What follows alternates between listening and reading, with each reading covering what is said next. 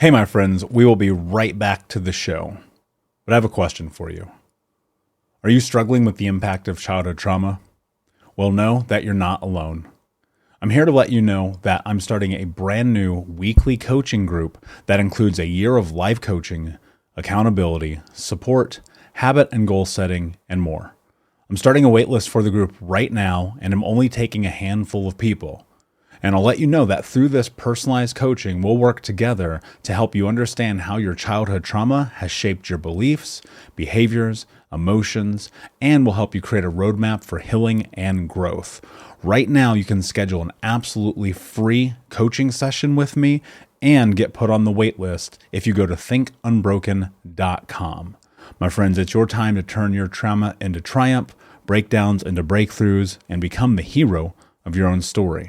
And I'm here to support you in doing that. Just go to thinkunbroken.com to register for a free coaching call with me and to get put on the wait list for the brand new weekly coaching program.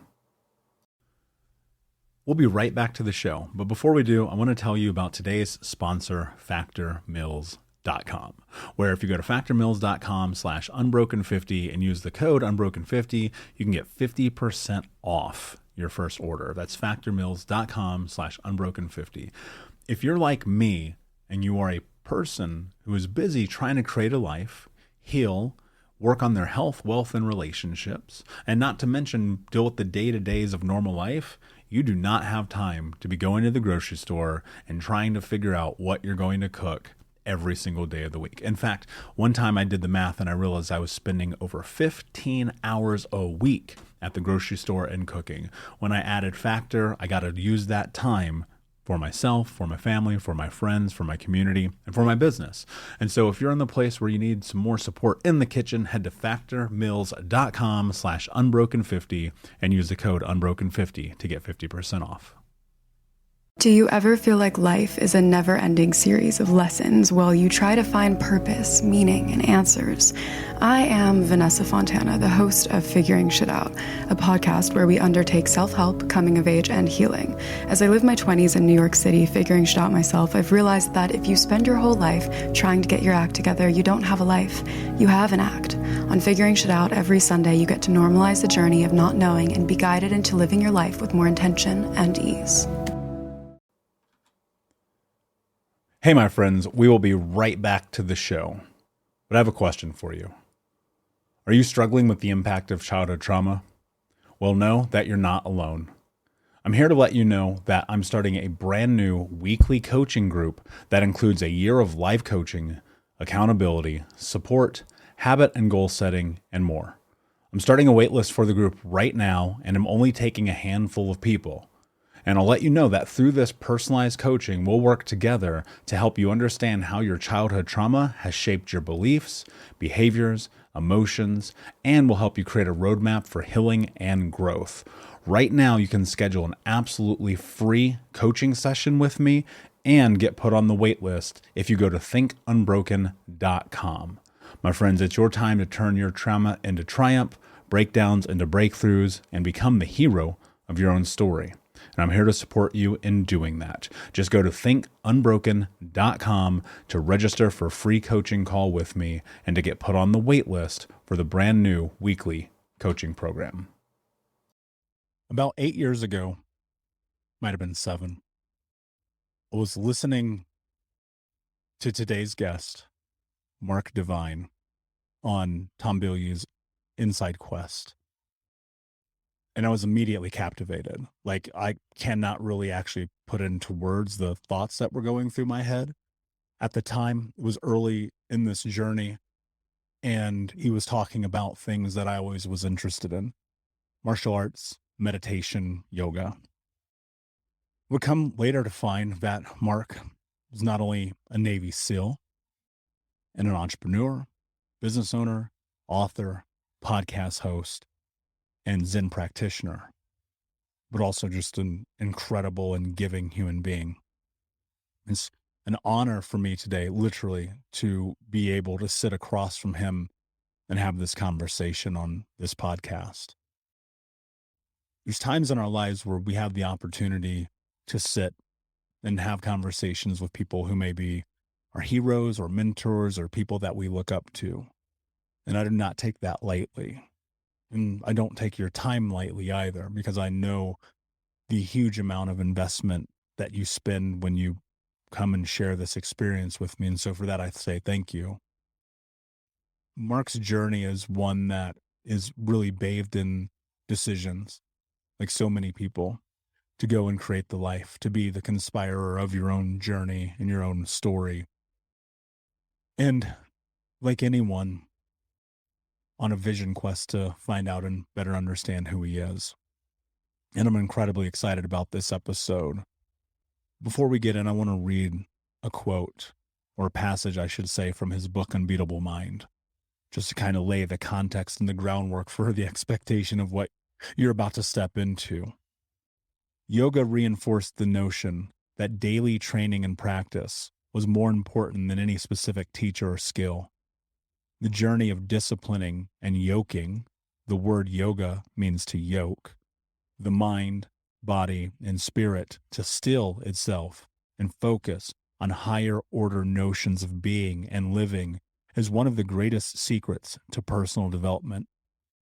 Just as the body will atrophy without constant training, the mind and spirit will not develop and will atrophy without a similar focus. My friends, I'm very excited to be with you today to share this incredible conversation with Mark Divine. And without further ado, let's get into the show. Hey, what's up, Unbroken Nation? Welcome to the Think Unbroken podcast. I'm your host, Michael Unbroken, and this podcast is about helping trauma survivors let go of the past, overcome their fear, discover their identity, become the hero of their own story, and ultimately to be unbroken. Our goal and company is to bring on guests and experts in the fields of mental, physical, and psychological health to help you overcome the past, to take back your power. And in this podcast, we are unedited and unfiltered, and we're going to give it to you real so that you can start to create massive change in your life. If you're curious about learning more outside the podcast, you can get a free copy of my book, Think Unbroken, at book.thinkunbroken.com. That's book.thinkunbroken.com, where you can get a copy of my #1 best-selling book, Think Unbroken: Understanding and Overcoming Childhood Trauma. The most important thing that you can ever do, my friends, is show up for yourself, and that's where you are today. And I appreciate you. I have massive gratitude for you. And without further ado, let's get into the show. We'll be right back to the show, but before we do, I want to take a moment and tell you about my new book, Unbroken Man, a man's guide to being the hero of their own story. I sat down a few months ago and realized that there are so many men in the world that need guidance, that need support, that need to learn about trauma, removing themselves from toxic masculinity, breaking down the barriers to vulnerability, getting unstuck, and ultimately learning the tools to become the hero of their own story. Unbroken Man is available for pre-order right now if you go to men.thinkunbroken.com, where you'll also get access to over $1,000 in bonuses, including the 6-week in-depth trauma healing coaching app, which you'll get instant access to. I created Unbroken Man to be accessible to everyone around the world, but it is written for men from the guise of a man, and I hope that you will find it to be a practical tool on your healing journey in the same way that thousands of men around the world have. So check out men.thinkunbroken.com to pre-order, and until next time, be unbroken. Hey, what's up, Unbroken Nation? Hope that you're doing well wherever you are in the world today. I'm very excited to be back with you with another episode with my guest, Navy SEAL Mark Divine. Mark, my friend, how are you? I'm awesome, Michael. Good to see you. Thank you as well. Of course, it's an absolute honor. I'm so excited to have you here today. I'm going to start the episode with a quote. The mass of men lead lives of quiet desperation. What is called resignation is confirmed desperation. From the desperate city, you go into the desperate country. And you have to console yourself with the bravery of minks and muskrats. A stereotype but unconscious despair is concealed even under what are called the games and amusements of mankind.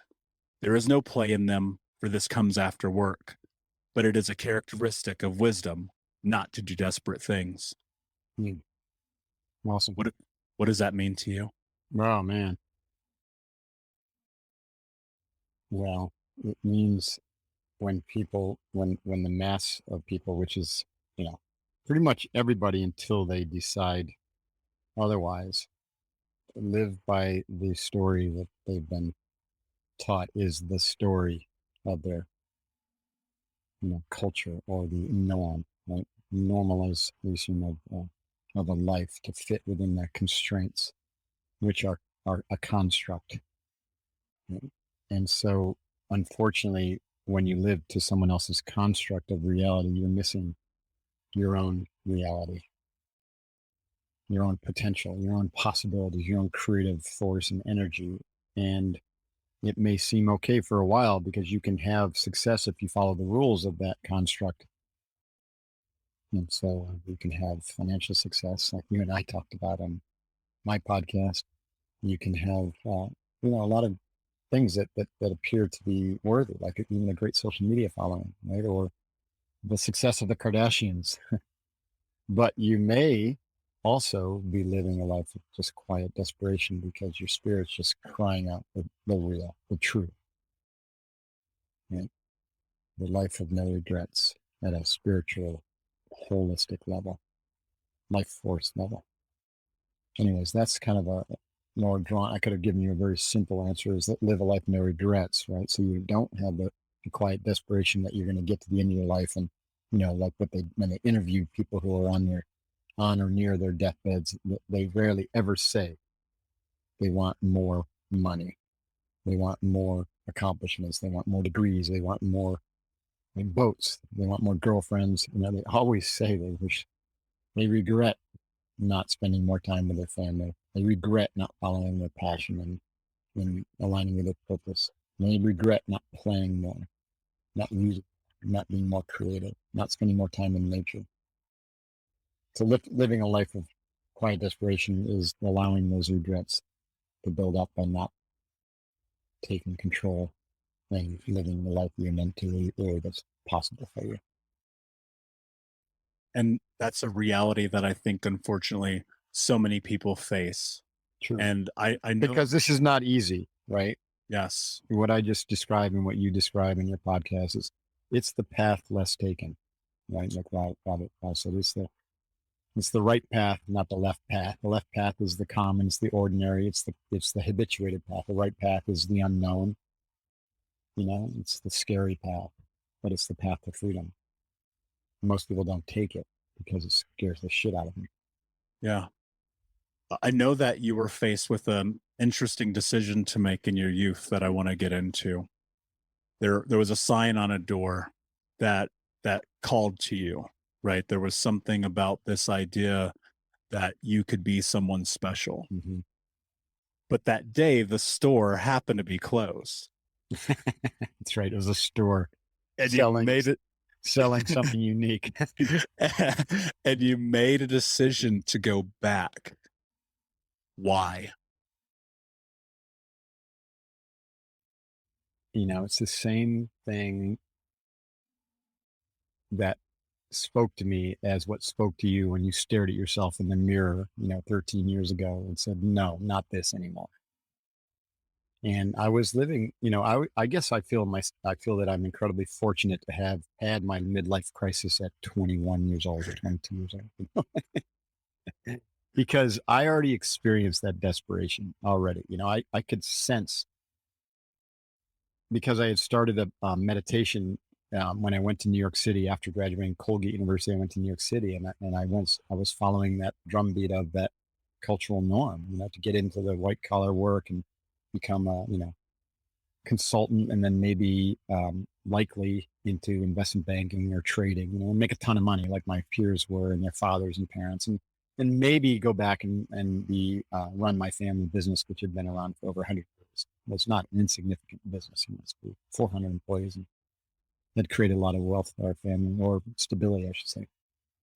And so I was following that dream, but and had I not found meditation where I could sit in quietude and develop the stillness and develop the connection to my spirit, so to speak, that showed me the contrast, right? It created a contrast in my life. It created like this version of Mark over here that felt really whole and calm. and clear. And then this version of Mark over here, which was just blindly and without knowing that this whole construct was basically shaped in my mind through my, from my childhood up to that time, blindly following that path. And I felt this discordance, which, is the same discordance as that feeling of quiet desperation, like, holy shit, this doesn't feel like me. I don't like this. It's not comfortable. I don't want to be in a suit and tie every day. I can't stand being inside all the time at an office or, pecking away at a computer.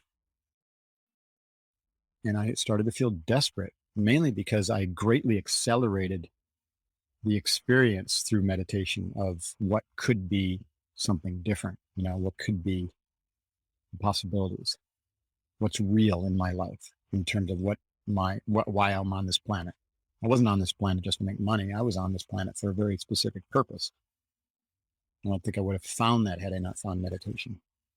So anyways, that contrast caused me to start asking questions, different kinds of questions. And it started out with a negation. Right? And I think we actually find truth through negation by asking what things aren't. Because the true reality of ourselves, we can never actually describe. And so you can only get there through negation. So I asked myself, when I asked, who am I? And I found, that I started to say, well, I don't feel like I'm a CPA, even though I've got a CPA. I don't feel, or heading toward that. I don't feel like I should be a business guy, even though I'm in business. It just didn't feel like me. So I kind of started checking off the things that I wasn't through negation. And that left, me to ask the question, well, what am I? Who am I if I'm not that? And I didn't have an answer. So I just kept meditating on it, kept meditating, hopeful that an answer would come. And that's when I saw that sign in the window when I was walking home one day. And the store was selling hope, was selling dreams. It was a Navy recruiting office. And the poster was a picture of Navy SEALs. It didn't say Navy SEALs. It didn't say like U.S. Navy SEALs, be someone special on the bottom. It said be someone special. And then it just had pictures. And I had heard of the SEALs, but I really didn't know what they were. And I certainly wasn't looking to be in the military. I was just looking for something, for some identity besides what I was experiencing. And I remember just standing transfixed, going like, holy shit, that's it.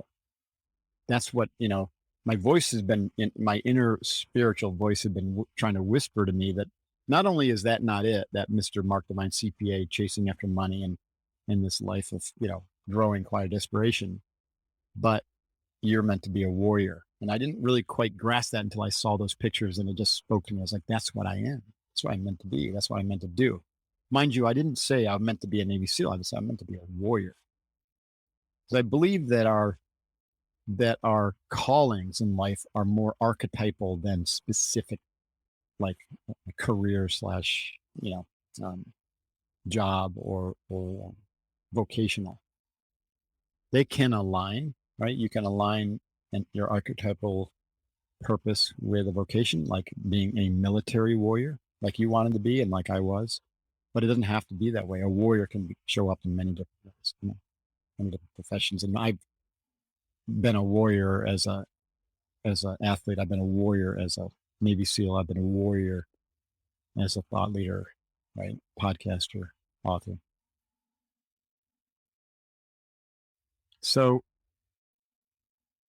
that was it. I had cultivated the ability to listen better internally.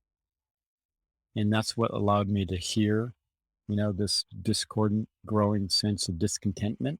I felt it. I heard it. It didn't, it created an identity crisis early in my life. And then I believe that when you start asking better questions, you start aligning with that spiritual drive or inner, true essential nature of ourselves, then the universe starts to kind of organize itself along those lines, right? Because you're repatterning your mind, and the mind is going to show you what it needs in the world. And that's why I was shown that poster. I think often people are shown the signs, but they just don't take heed of them. Right. You know, and I know in your story, and this is why I asked the question, that it was right there. It's in front of you. It's like, hey, Mark, here, dude. It's pretty overt. It's served up on a silver platter. Very And much so. oftentimes they are, but you just ignore them. You miss them, like you said. Or it's not the exact time, right? Because you had to go back to the recruiter's office. That's right. Well, and it took me, that happened, let's say I joined the Navy November of 1989. That happened in 1986. It took me 3 more years to develop, the courage, to develop even the capacity, and to be accepted into the Navy as one of 2 people in 1989 who got accepted to go into Officer Candidate School with a follow-on orders to go to SEAL training. Were you? It wasn't like you can't this? just snap your fingers and say, I'm going to be a Navy SEAL and go be a Navy SEAL. No shit. I would totally be that if I could.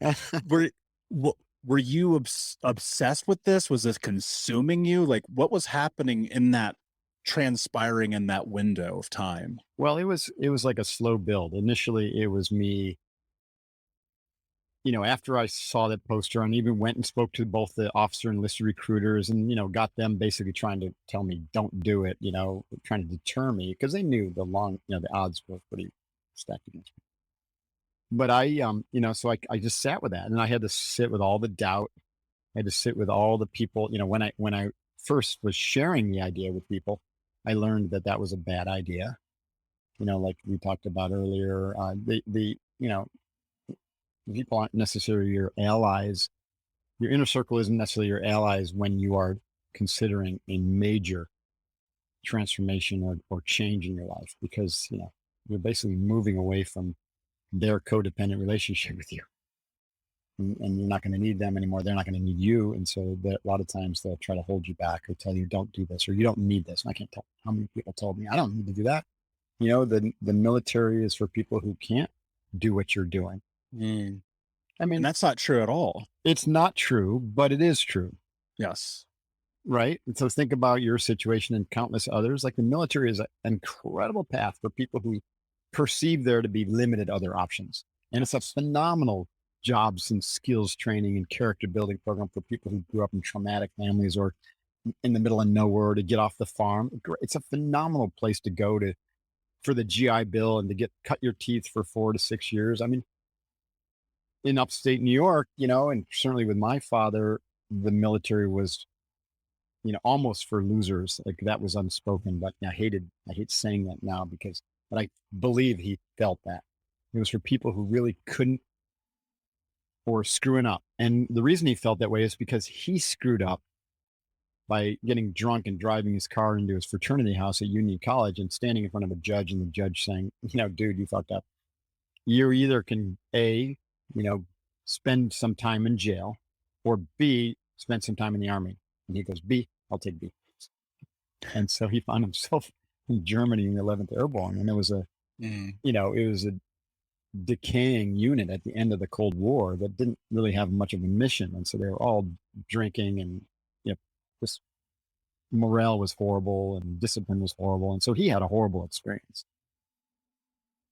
And, built on top of it being punishment. Right? And so for me to even a hint that I might be thinking of the military was like I was throwing everything away. And same thing with my mom. My mom, told me that the Navy SEALs were baby killers. How could I do it? I'm like, what? Holy shit. So I learned not to share those innermost dreams with people who were going to not support it, That's so powerful. I wrote a note of a quote that you said. You said you had to turn your back on your family, and you had to kill your ego to find your path. Mm-hmm. And I've, by the way, I've since, I would rephrase that. Sure. I don't think you can kill the ego, but you got to kill the story that got you where you are, which is an aspect of your personality, right? It's the construct, which I love that term. It's a construct of your mind that turns into a series of mental models and beliefs and identities that you hang on to as if that's you. And this is why, the desperation is so hard to move away from, because you're trapped in that identity. And so people just stay with it and live a life of regret, or regrets plural, or gratefully, they hit the midlife crisis, or they have the huge, health issue or something, and they suddenly hit the wall and are forced to change. And that's actually a blessing in disguise. So meditation and self-inquiry is a way to avoid all that pain and suffering, and to do a deliberative process of deconstructing those mental models and belief systems and habituated patterns and conditioning that got you where you are, which isn't working. And then you recognize that you have the power to create something entirely new and to reconstruct a new identity with whole new belief systems, mental models, and patterns that you deliberately conditioned through habituation. And it takes a little bit of time, but at the end of that process, and then you also learn, Michael, that that's an ongoing process. It's not a one and done, or I create this new kind of Michelangelo out of this different block, or the same block, and I change it. You become an ever changing creation, an evolutionary force of your own. And so that, the Mark or the Michael who shows up tomorrow is going to be different than the person who shows up today, because we're naturally allowing that river of our mind to evolve, in a more powerful direction. And you're not trying to block it.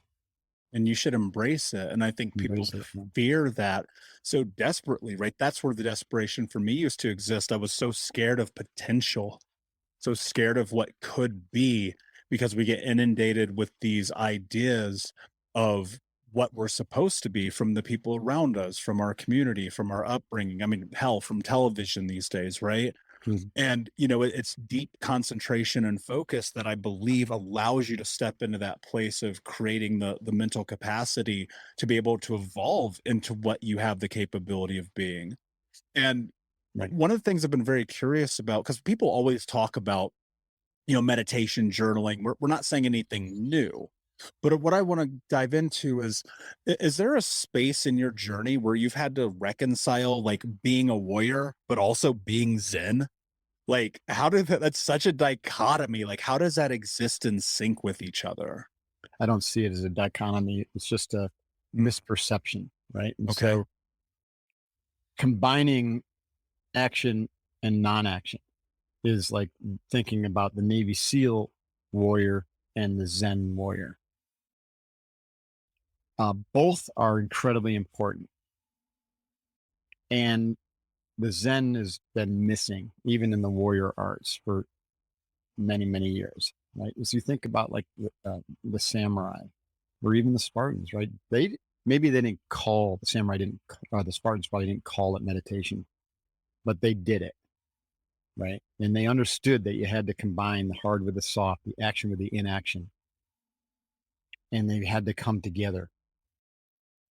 And I've used in my training with my clients in Unbeatable Mind this idea of an infinity loop. And on one side of that infinity loop is action. It's a creative expression, it's performance, it's doing. And the other side of that infinity loop is non-action, it's being, it's receptivity. It's, akin to the yin and the yang. The yin is receptivity, it's the feminine principle. The yang is activity and the masculine principle. And if you were to fold, well, we stop there. So ideally, you are moving between these two in a constant pattern, a smooth pattern, right? Action, non-action, recovery, receptivity, creativity, action, doing, learning, growing, recovery. And so these become two aspects of how you operate and who you are.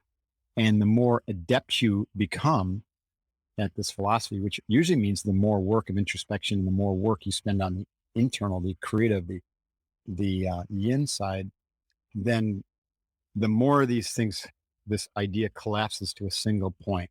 And this is what it means by being perfectly present. In perfect presence, there's both action and stillness. And you're not living from memory or imagination.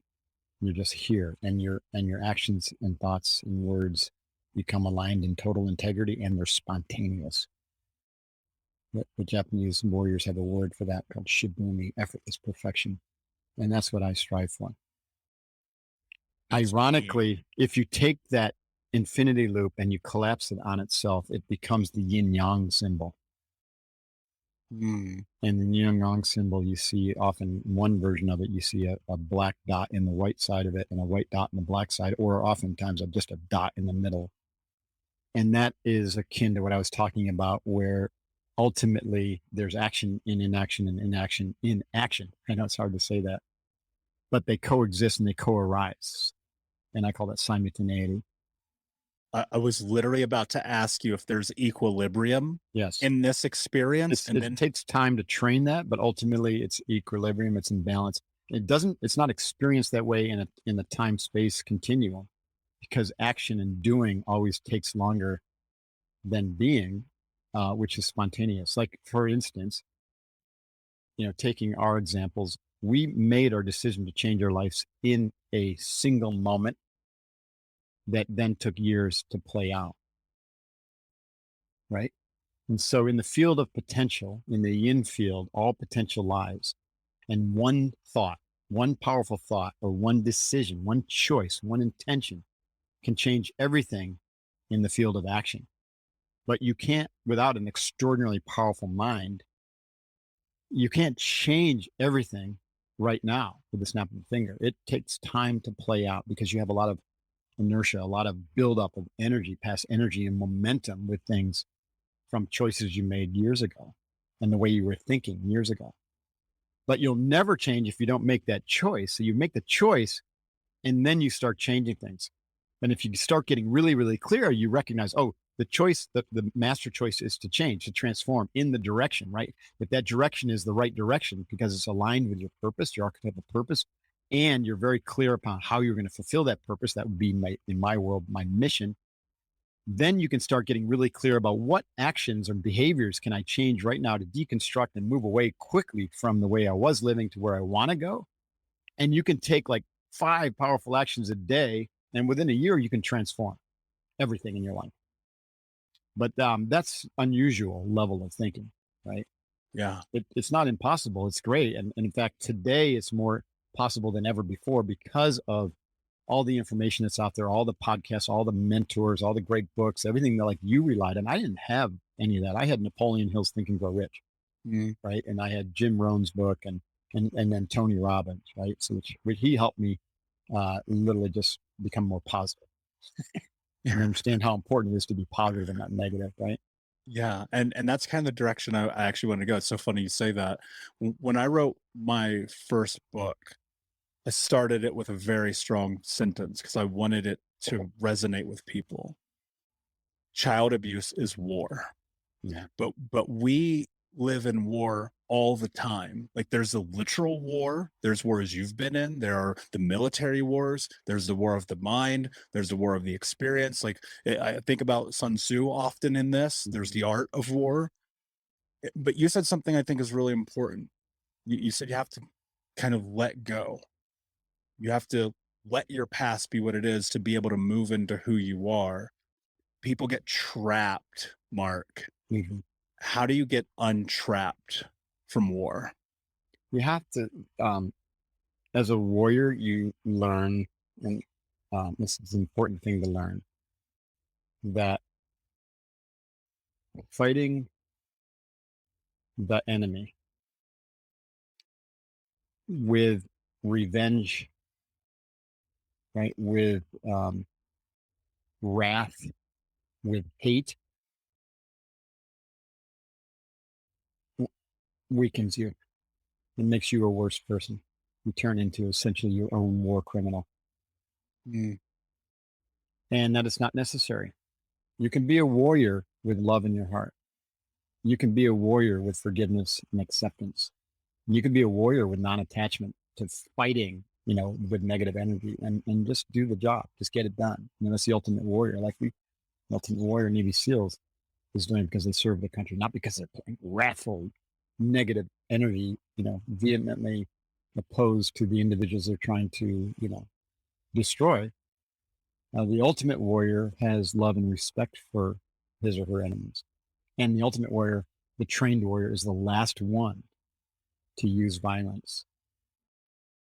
We'll be right back, but I wanted to take a quick moment to tell you about the Think Unbroken 6-week trauma healing coaching program. If you go to coaching.thinkunbroken.com, that's coaching.thinkunbroken.com, you can sign up for the 6-week daily Think Unbroken trauma healing coaching program. In this program, we're going to go over the 6 principles of healing trauma, adaptation, understanding the impacts of trauma, how to become the hero of your own story, what to do next, and ultimately what it means to be unbroken. For more information about this 6-week coaching program, which you can download as an app on your phone and take with you everywhere, no matter where you are in the world, it's interactive. It's built about giving you practical tools that you can use in real time. And if you're ready for what's next in your life, go to coaching.thinkunbroken.com. Again, that's coaching.thinkunbroken.com. Now let's get back to the show. This is why, like, if we trained our culture this way, there would be no violence, because you literally training as a warrior in the way I'm talking about, this holistic sense, evolves the character to the highest level possible. And an enlightened warrior would never use violence unless it was absolutely necessary and there were no other options whatsoever. And then it would use violence discriminately and with forgiveness and love in their heart. Is there a place for the dark side of energy to be a factor in that conversation? But you can't get away from dark side of energy. You know, we think we live in this world. We live in this factual world of polarities, but in the real world, in a spiritual sense, there is no polarity. There's, you know, it's just like a scale of consciousness. And there's less consciousness and there's more consciousness. And less consciousness in the world duality we look at as evil. And more consciousness in the world duality we look at as love.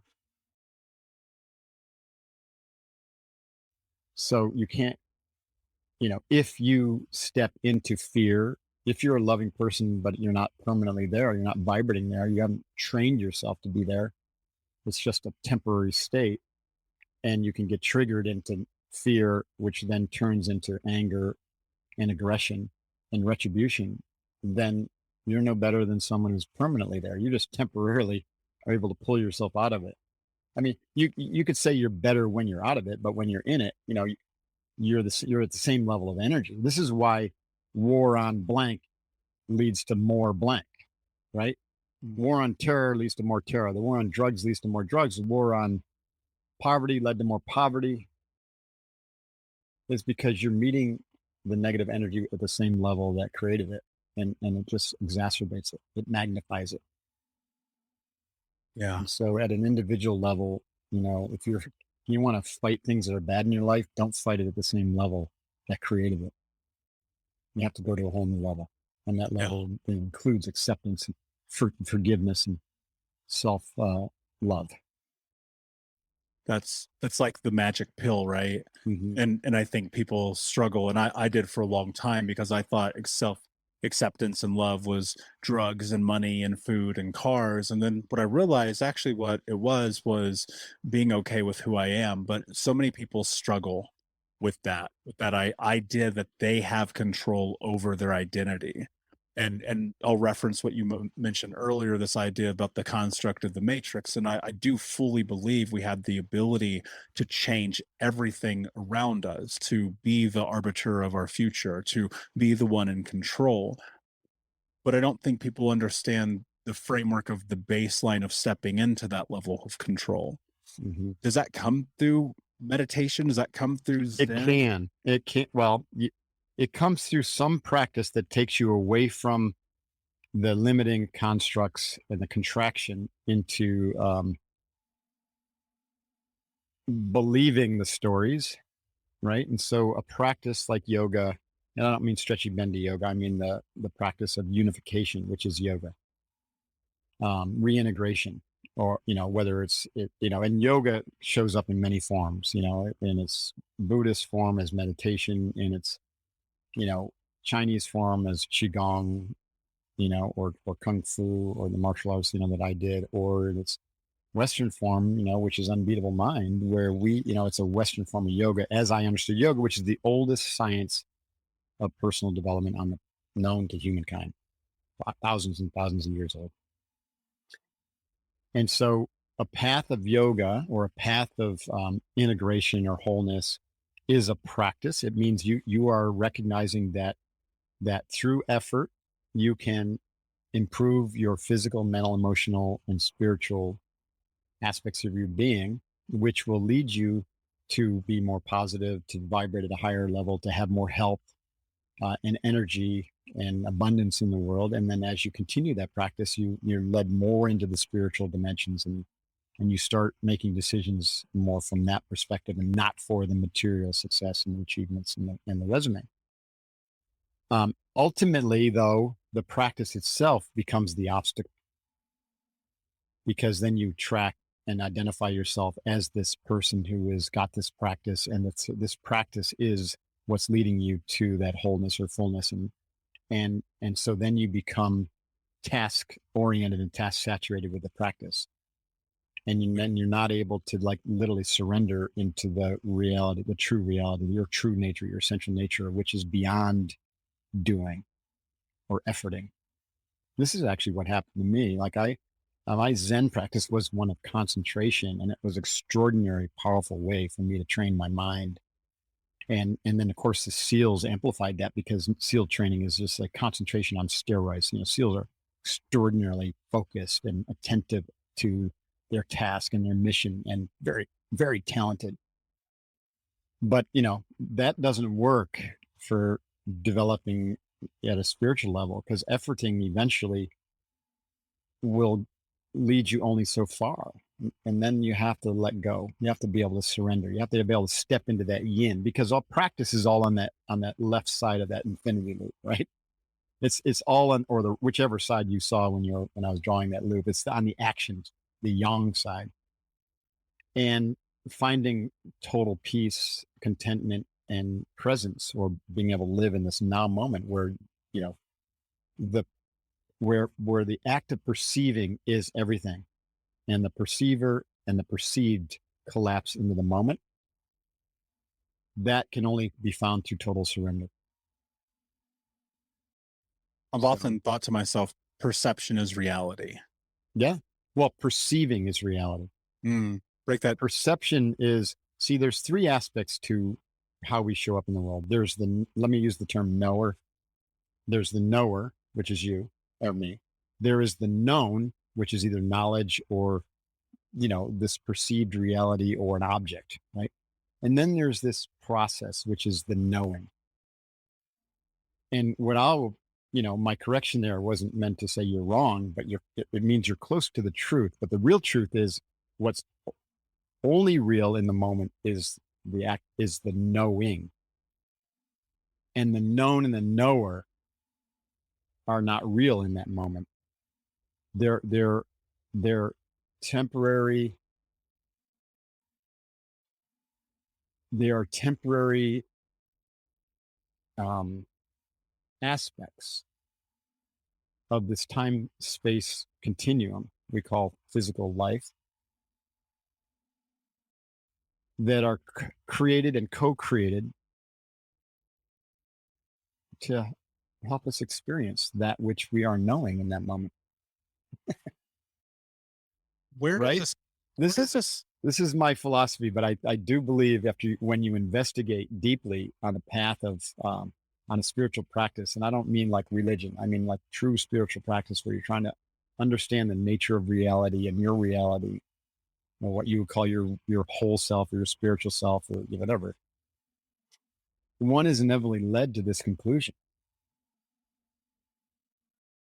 that the body, is a projection or creation of the mind, and this entire world that exists in time and space is also a projection of the mind, a creation of the mind, and that everything is actually happening in this one timeless, eternal moment, which is not like timeless because it goes on forever, but it's happening in only one moment, this moment, which is beyond time. It's beyond even the understanding of time. Yeah. And That makes me think of a quote that your mentor taught you: one day, one lifetime. Right. And yeah, what really that becomes is one moment, one lifetime. Mm, But to help a warrior kind of orient the life, the idea was, let's just make it at least a day. Don't construct your life beyond this day. Everything that exists beyond this day is either fantasy if you're untrained, or it's a created future. And you talked about visualization earlier. It's a created future that you decide upon, and then you imagine it, and then you visualize it, and then what that does is it imprints a memory. Because the brain, when you think with your brain, you always are thinking with memory or fantasy.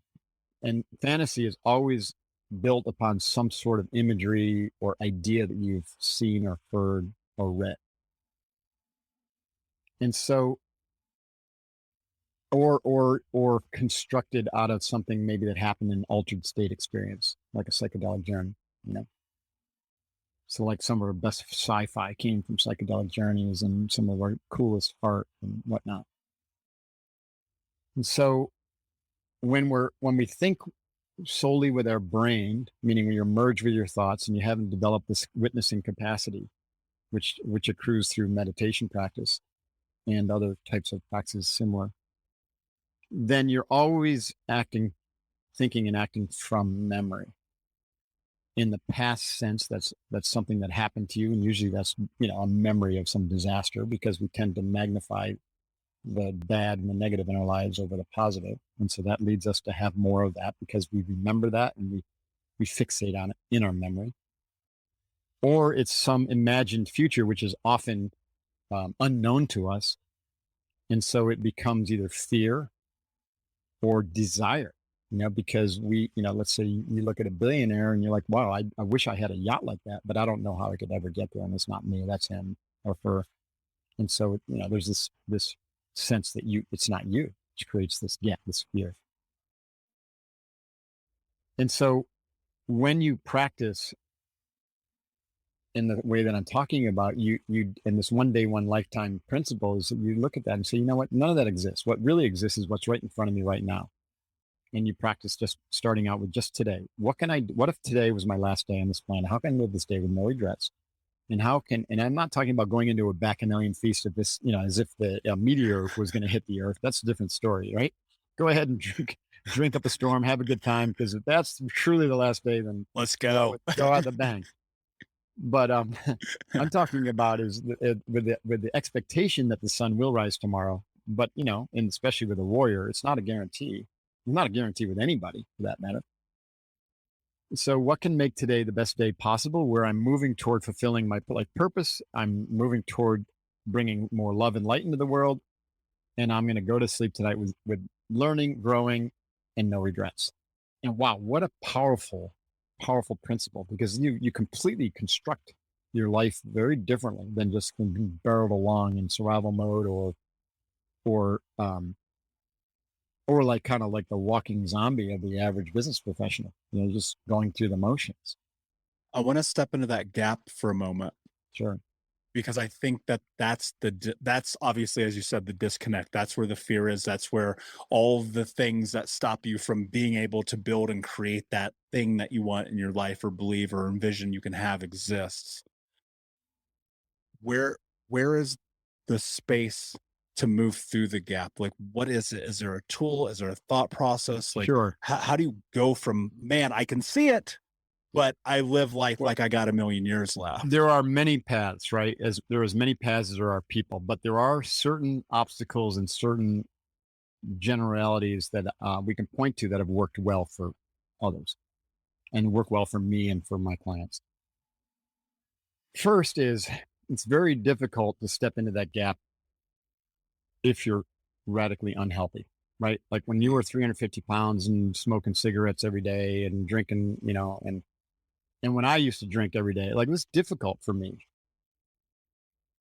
because that becomes your obsession, or that becomes, even the opposite of that becomes your obsession. Like, I wish I wasn't doing this, or I drank a little bit too much last night. So you're starting the day at a deficit. And I don't know how many people listening right now are probably thinking, yeah, that's me. I drink a glass of wine every night. Well, that's fine. But maybe it shouldn't be every night because you started at a deficit. Or if it's 2 glasses of wine, you started at a deficit, maybe not 1, but 2. Right. And so that becomes kind of the focus. So you got to get yourself physically healthy, because of a physically healthy body means a physically healthy brain, which means now your brain is going to be supporting you in your spiritual practice or your holistic practice, your life practice. So then the second thing is stress. So getting healthy will help alleviate a lot of the built up stress and rebalance the body. But we also take on stress every day, and your brain gets agitated. And so we end up with this kind of like these loops in our brain where we get triggered all the time because our brain is agitated and also trained to be triggered into fight or flight. So we become unable to concentrate and to settle down to find any stillness, which is the path to finding that, that space that we're talking about finding, to create a new identity.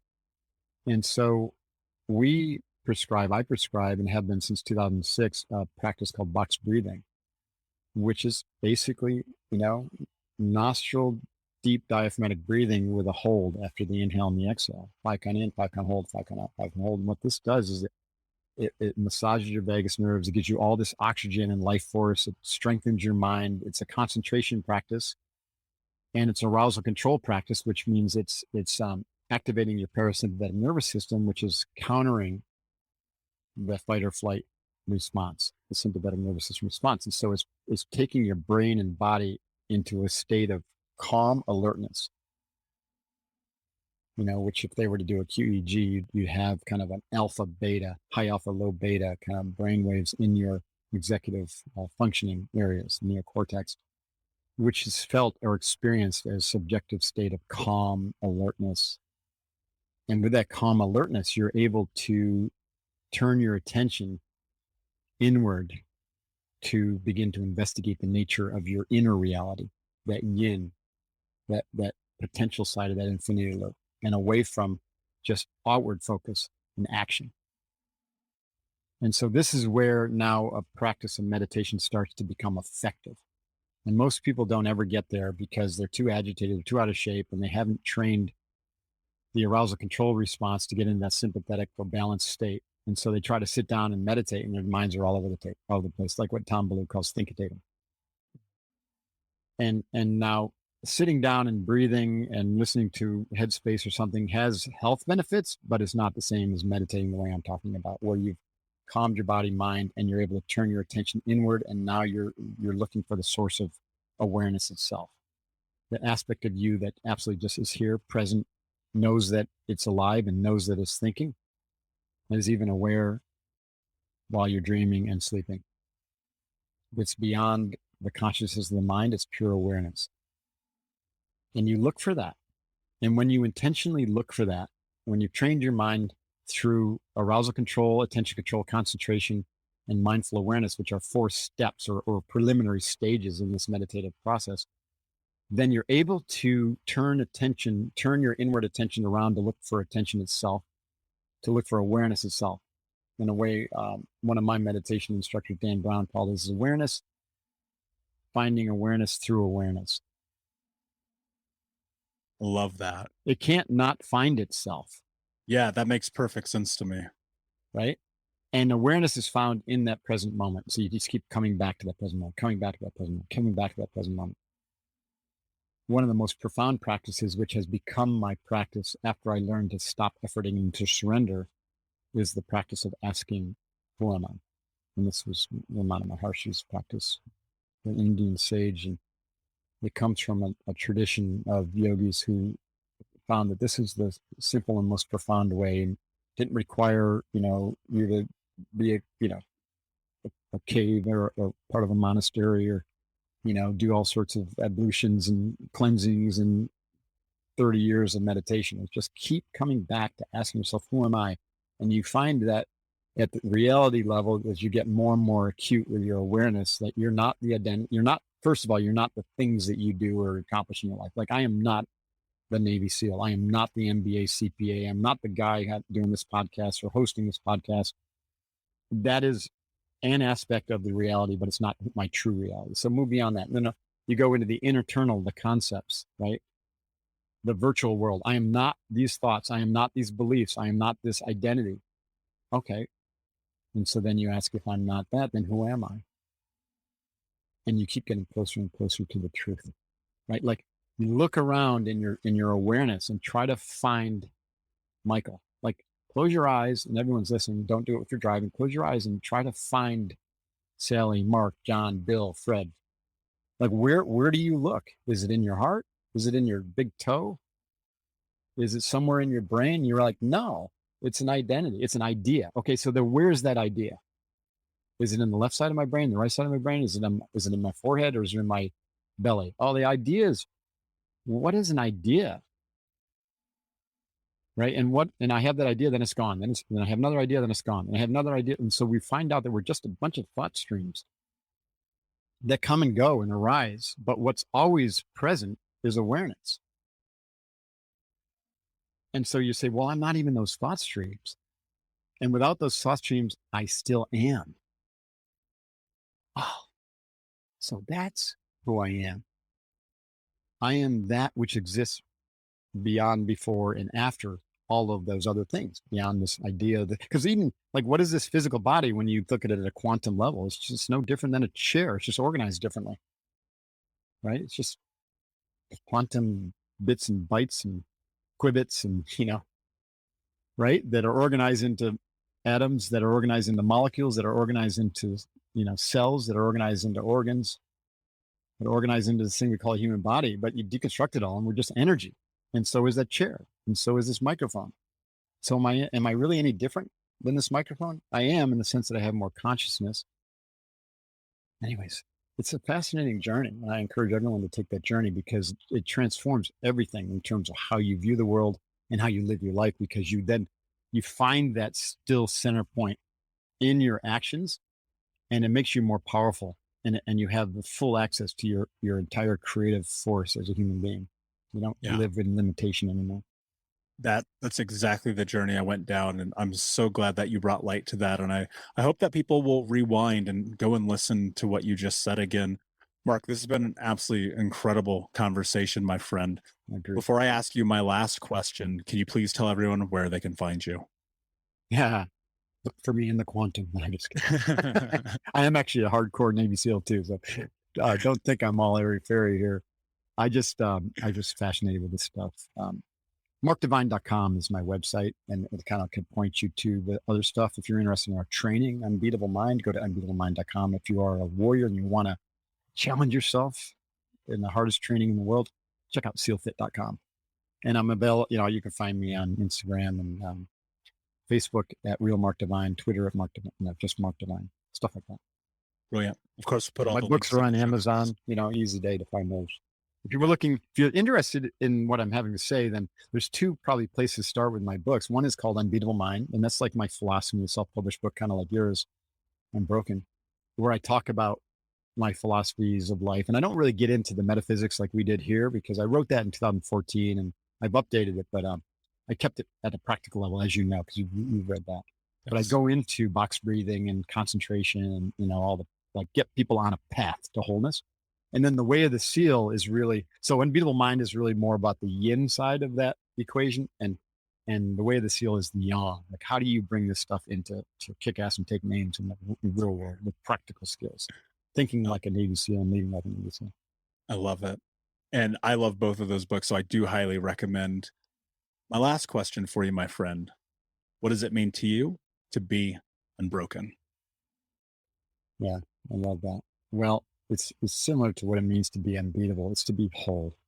If you're whole, you can't be broken. If you're not whole, then it means you're already broken. Or you just haven't, maybe you haven't been deliberately broken, but you just came into this world and you didn't learn how to put the pieces together. Right? So to be unbroken means to be whole. What is to be whole means? You have to find that out for yourself. It's going to be different for everybody. I love it. Thank you so much for being here, my friend. Unbroken Nation, thank you so much for listening. Please like, subscribe, comment, tell a friend. And until next time, my friends, be unbroken. I'll see ya. Unbroken Nation, hope that you just got a tremendous amount of value from today's episode.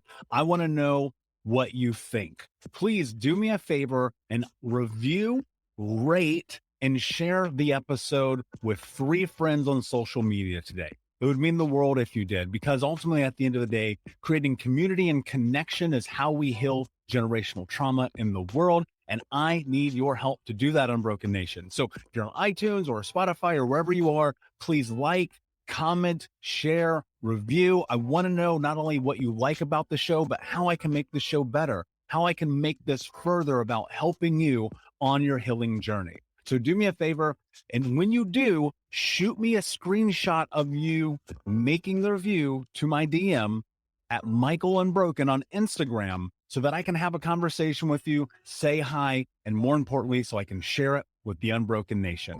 Thank you so much, my friend. Hey, my friends, we will be right back to the show. But I have a question for you. Are you struggling with the impact of childhood trauma? Well, know that you're not alone. I'm here to let you know that I'm starting a brand new weekly coaching group that includes a year of live coaching, accountability, support, habit and goal setting, and more. I'm starting a waitlist for the group right now, and I'm only taking a handful of people. And I'll let you know that through this personalized coaching, we'll work together to help you understand how your childhood trauma has shaped your beliefs, behaviors, emotions, and will help you create a roadmap for healing and growth. Right now, you can schedule an absolutely free coaching session with me and get put on the wait list if you go to thinkunbroken.com. My friends, it's your time to turn your trauma into triumph, breakdowns into breakthroughs, and become the hero of your own story. And I'm here to support you in doing that. Just go to thinkunbroken.com to register for a free coaching call with me and to get put on the wait list for the brand new weekly coaching program.